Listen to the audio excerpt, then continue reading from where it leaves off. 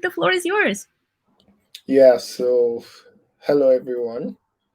My name is Tony. Yeah, a software developer, Hyman's Robertson, and I'm really glad to be speaking regarding this topic and just sharing my background as a neurodivergent Black software developer. So, so a bit of background. I come from Nigeria. I spent most of my um, childhood in Nigeria. I basically came to Scotland last year, January, and one of the things I struggled with during my childhood was um, certain issues regarding my being very attentive, right? So, and I couldn't make sense of certain things I struggled with as a child and as a teenager, even going through the university as well. So, I remember during high school, especially my junior classes, my teacher back then always commented on my result that I was a very playful person, and that and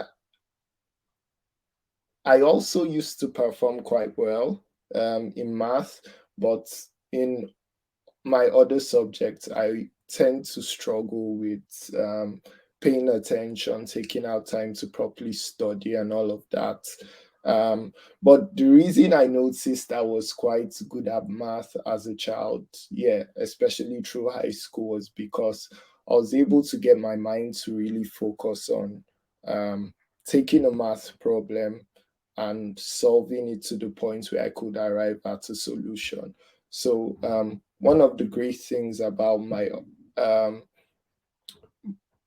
being dealing with ADHD was the fact that I could channel my focus time into solving math problems, and yeah, it was quite an interesting journey.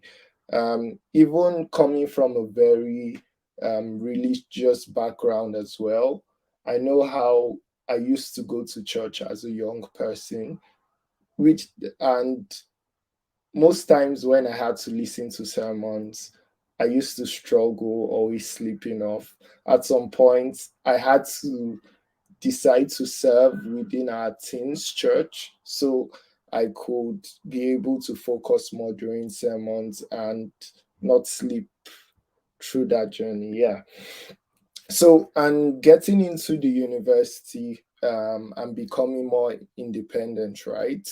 Um, I even struggled more academically because I was attending to our lectures and I was barely able to be attentive all through the lectures because as someone with ADHD, um, it's difficult to always get yourself to focus um, on certain tasks, right? So going for lectures was always a struggle. I used to sleep off a lot of times during lectures, not because I didn't want to learn, but I couldn't be attentive as I wanted to be, right?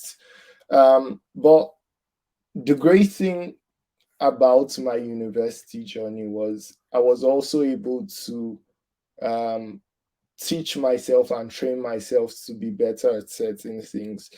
Take, for example, one of the things that's helped me that I developed, especially in my university days, was developing a very result driven mindset, right? So I remember in my third year that I needed to get an internship.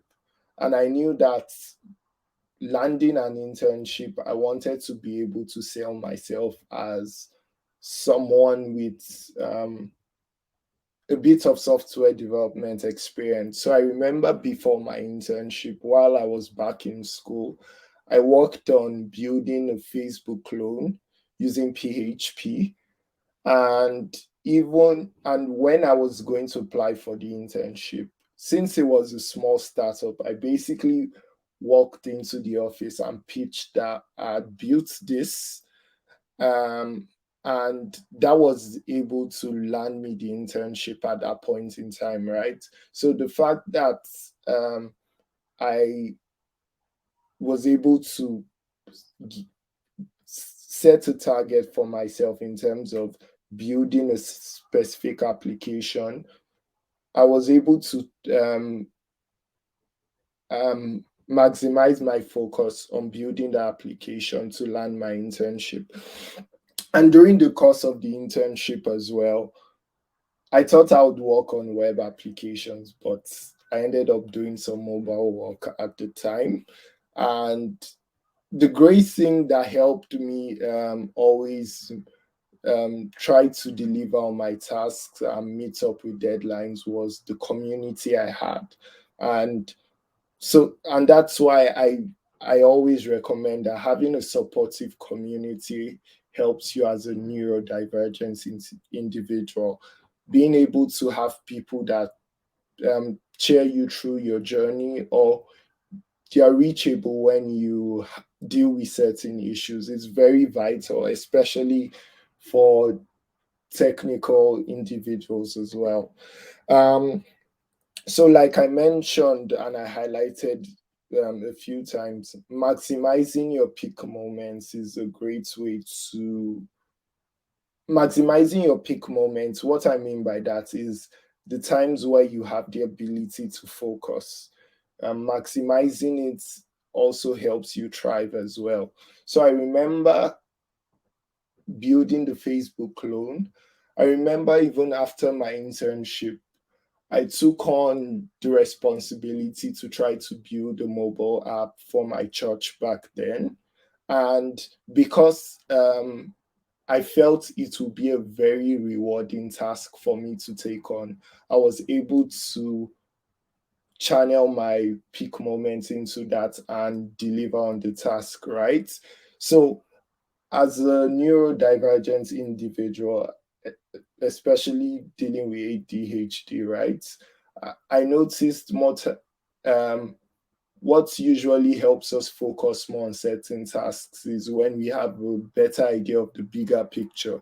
The bigger picture in the sense of what the task we are taking up, what is the impact this task makes, and being more aware about the impact of our work helps us focus more on delivering on those tasks. So yeah, I would always advise maximizing your peak moments. Yeah.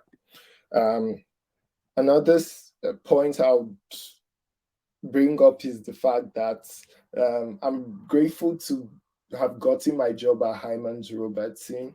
Interestingly, coming into Hyman's Robertson, I wasn't aware I was dealing with ADHD. So it wasn't a case of them being aware and taking me in. And it's still a bit of, I'm still feeling a bit weird to discuss my challenges with my manager, right?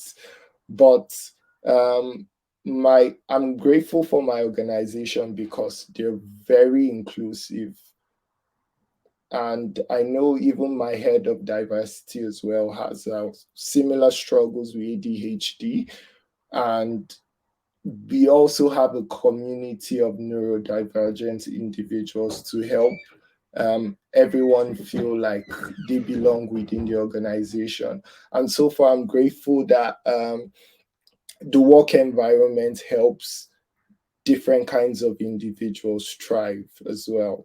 So I, th- I think that's most of it for me. If you have any questions or you'd like to connect with me on LinkedIn, Twitter, or send an email, um, uh, feel free to do that. Yeah. Thank you so much. If you have any questions, feel free to drop that. I can see a hey from David. Yeah, I really enjoyed your talk as well. And I could relate to some of the things you shared during your talk. I don't know if anyone wants to drop some questions. Thank you so much, Tony. We're just going to check all our channels just to make sure that that we've checked all of our resources.